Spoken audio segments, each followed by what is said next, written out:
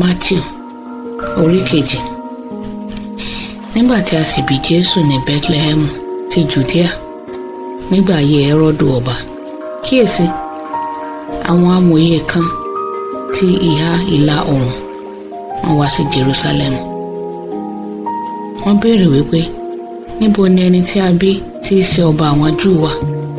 Nítorí àwa ti rí ìràwọ̀ rẹ̀ ní ìlà oòrùn, àwa sì wá láti wá foríbalẹ̀ fún. Nígbà tí Hẹ́rọ́dù ọba ti gbọ́,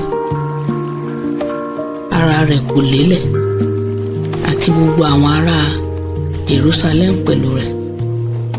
Nígbà tí ó sì pe gbogbo àwọn olórí àlùfáà àti àwọn akọ̀wé àwọn ènìyàn jọ, ó bi wọ́n léèrè níbi tí a ó gbé bí Kristi.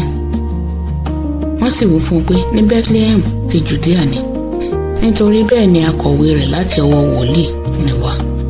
Ẹsẹ̀ 6. Ìwọ Bethlehem ní ilẹ̀ Judea, ìwọ kò kéré jùlọ nínú àwọn ọmọ aládé Júdà, nítorí láti inú rẹ̀ ni baálẹ̀ kan yóò ti jáde tí yóò ṣe ìtọ́jú Ísírẹ́lì àwọn ènìyàn mi. Nígbà náà ni Hẹ́rọ́dù pe àwọn amòye náà sí ìkọ̀kọ̀, ó sì bi wọ́n lẹ́sọ̀lẹ́sọ̀ àkókò tí ìràwọ̀ náà hàn. Ó sì rán wọn lọ sí Bethlehem, ó wí pé, ẹ lọ wádìí tí ọmọ ọwọ́ náà lẹ́sọ̀lẹ́sọ̀. Nígbà tí ẹ̀yin bá sì rí, ẹ padà wá sọ fún mi, kí èmi kí ó lè wá foríbalẹ̀ fún pẹ̀lú.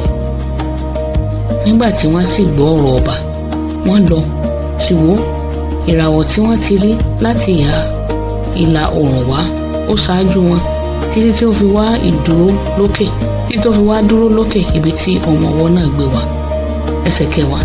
Nígbà tí wọ́n sì rí ìràwọ̀ náà, wọ́n yọ̀ ayọ̀ ńláńlá. Nígbà tí wọ́n sì wọlé, wọ́n rí ọmọ ọwọ́ náà pẹ̀lú Màríà ìyá rẹ̀. Wọ́n wọlé, wọ́n sì foríbalẹ̀ fún un. Nígbà tí wọ́n sì tú ìṣúra wọn, wọ́n ta á lọ́rẹ wúrà àti tùràrí àti òjìá.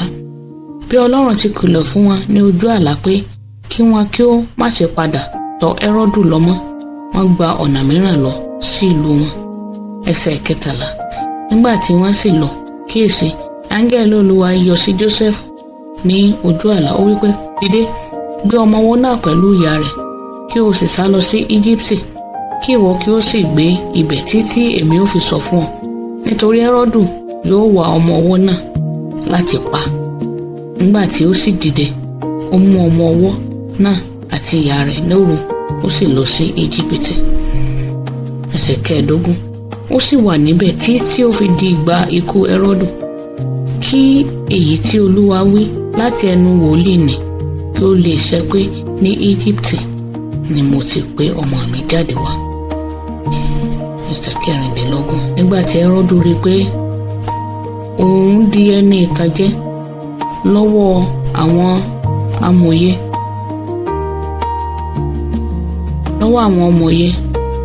ó bínú gidigidi, ó sì ránṣẹ́, ó sì pa gbogbo àwọn ọmọ tí ó wà ní Bethlehem àti ní ẹ̀kún rẹ̀, láti àwọn ọmọ ọdún 2 jálẹ̀, gẹ́gẹ́ bí àkókò tí ó ti béèrè lẹ́sọ̀lẹ́sọ̀ lọ́wọ́ àwọn amòye náà. Nígbà náà ni èyí tí a sọ láti inú ẹnu wòlíì Jeremáyà wá ṣẹ pé, ní Rámà ni a ó gbọ́ ohùn réré àti ẹkún àti ọ̀fọ̀ ńlá. Rákélì ń sọkún, àwọn ọmọ rẹ̀ ó wí pé nítorí tí wọn kò sí.